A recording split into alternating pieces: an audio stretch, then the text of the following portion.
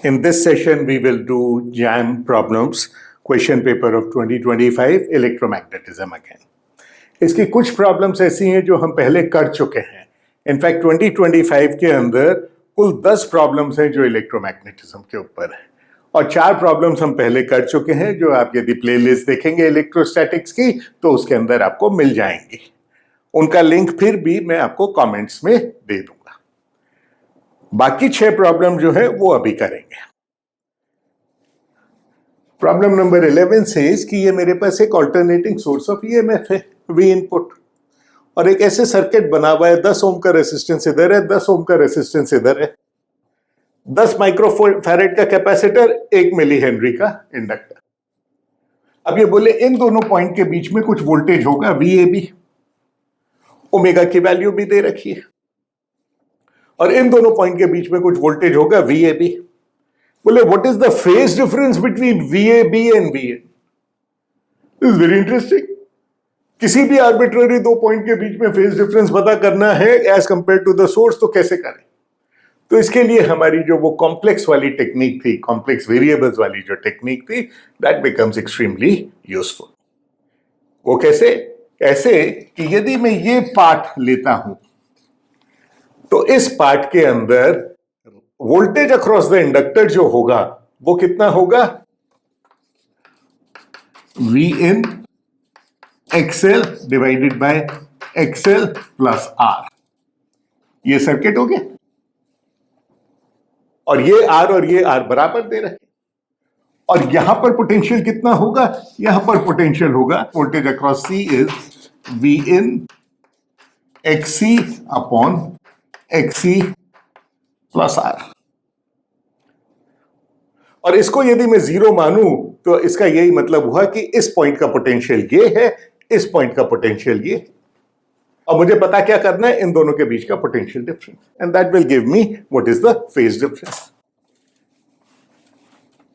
Omega is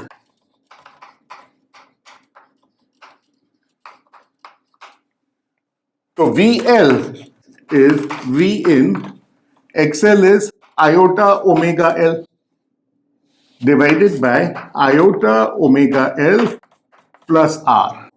L कितना है? 1 milli henry. Therefore omega L is 10 to the power of 4 into 1 into 10 to the power of minus 3. So just 10. तो omega L हुआ 10 ओम, ये भी 10 ohm है, और 1 upon omega सी कितना होगा? 1 अपॉन ओमेगा सी की वैल्यू कितनी दे रखी है? 10 माइक्रोफैरेड. तो ये भी हुआ 10. So luckily omega L, 1 upon omega C, R सब 10 ओम है. तो ये क्वांटिटी हो गई V in 10 10 10 and I am left with iota upon 1 plus iota. What about VC? In fact, VL is also equal to VA and VB is VC.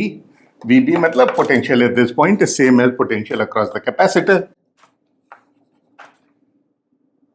XC is minus iota upon omega C divided by,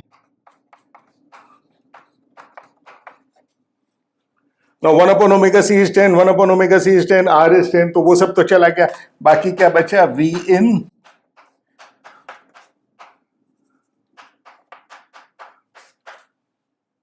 और हमें पता क्या करना है? What is VA minus VB?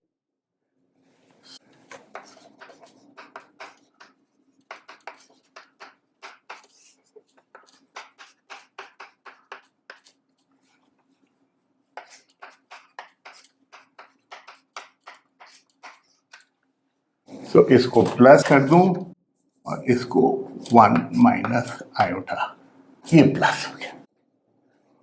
तो this gives me V in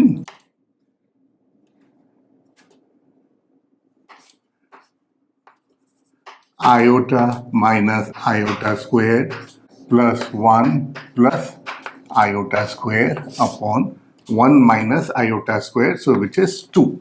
Iota minus iota square, and this will be, sorry, iota plus iota square. So this quantity gives me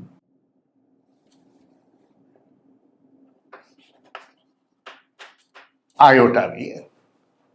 And this is Vin e to the power of iota pi by 2.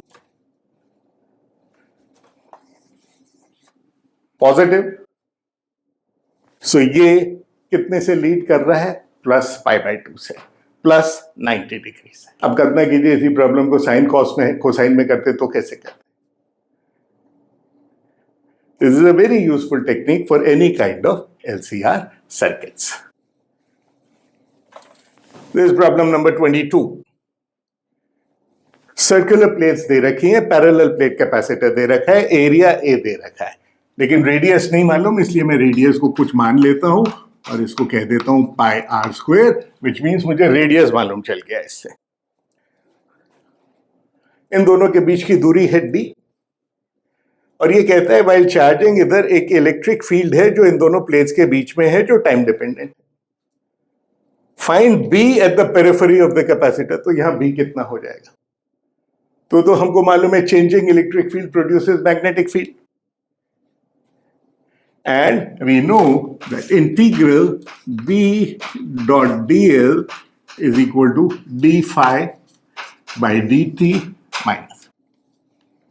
और periphery पे पता करना है तो मैं करूंगा B into 2 pi r. और चूंकि मैग्नीट्यूड की बात कर रहे हैं, डायरेक्शन की कोई चिंता नहीं है, इसलिए माइनस साइन की बात नहीं करें. और फ्लक्स कितना होगा? Flux passing through that is E0 sin omega T into area, और इसका dt करना है. तो this becomes omega A E0 cos omega T b divided by 2 pi r, wherefore r I can write as a upon pi, which means this becomes a. So this is the magnetic field at the periphery, which is also changing with time. But notice I goofed up here.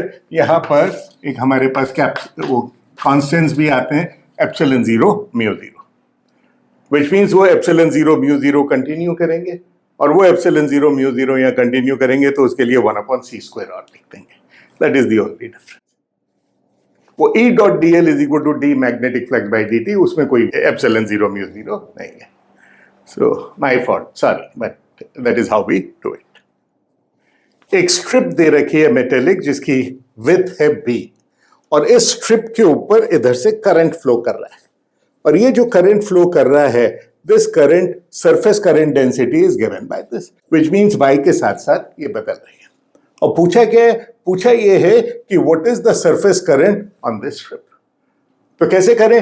Current density हम क्या करते हैं? पर unit length, which means किसी भी इस हिस्से के अंदर ये जो dy है, इसके अंदर करंट कितना हो जाएगा? k dy, and I need to integrate this from y is equal to 0 to b.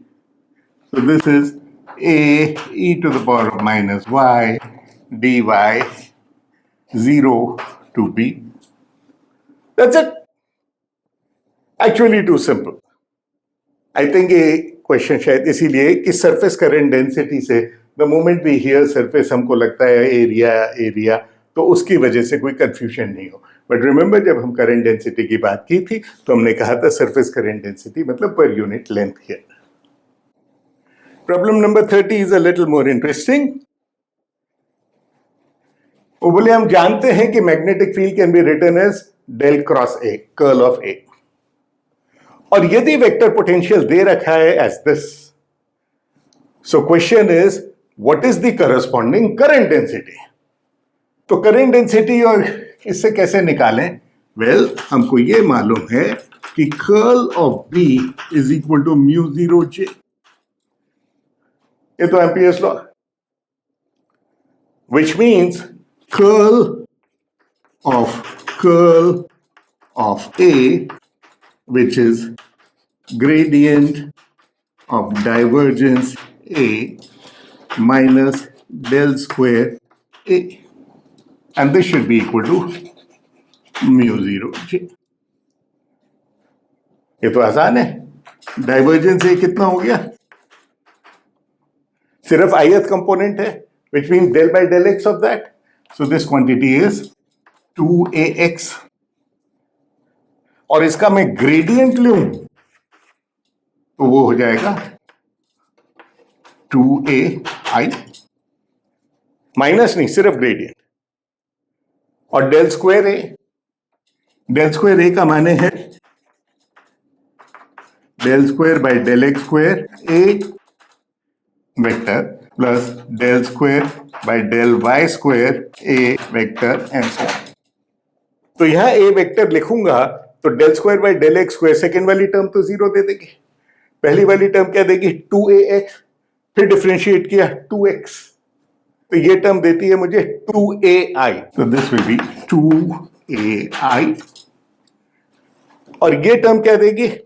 ये टर्म देगी, फिर इसको 2 बार डिफरेंशिएट किया, इसको डिफरेंशिएट किया, 0 आया. यहां a को सब्स्टिट्यूट किया तो del by del y square की वजह से 2by 2b, 2 बार डिफरेंशिएट किया तो आपको ये मालूम चल गया, ये रहा, और ये मालूम चल गया, ये रहा. नतीजा आपका mu 0 j is equal to 2ai minus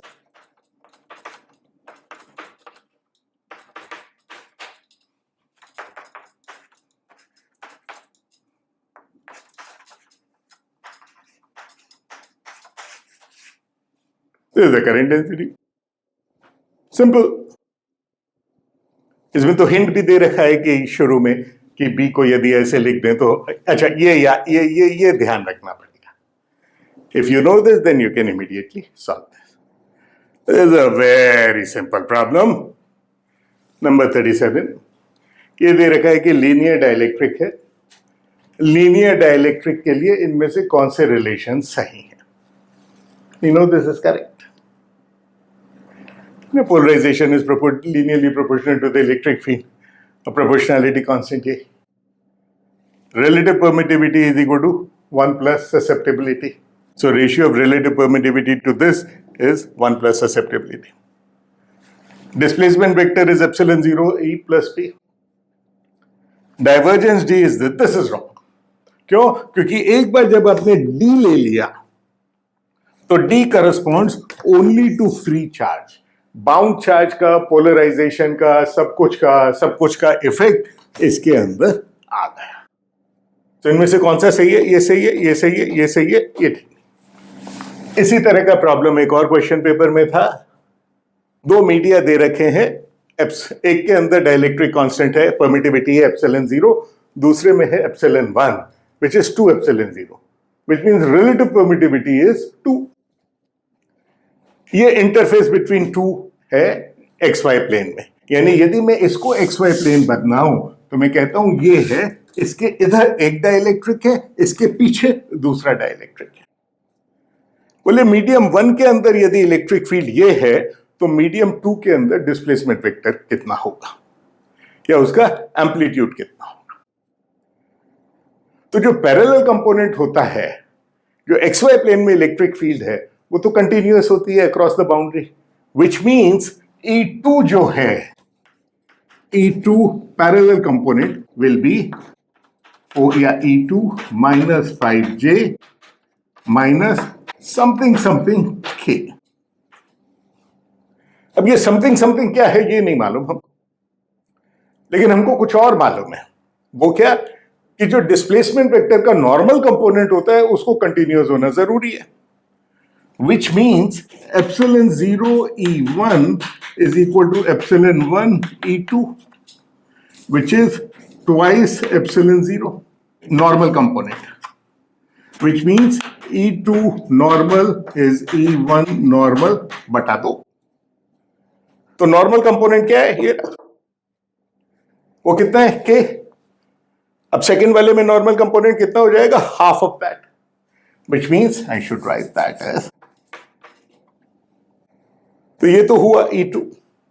तो सेकेंड मीडियम के अंदर डिस्प्लेसमेंट वेक्टर कितना हो जाएगा? Displacement vector D will be epsilon into E2 and that relative permittivity is 2। Epsilon 0 रहेगा ही रहेगा। तो ये क्वांटिटी हो गई आपकी 8I minus 10J minus K epsilon 0 को यहां रखो। ये हो गया आपका D दूसरे मीडियम में। अब आपको क्या करना है? आपको करना है इसका डिस्प्लेसमेंट निकालना है, डिस्प्लेसमेंट का एम्पलीट्यूड।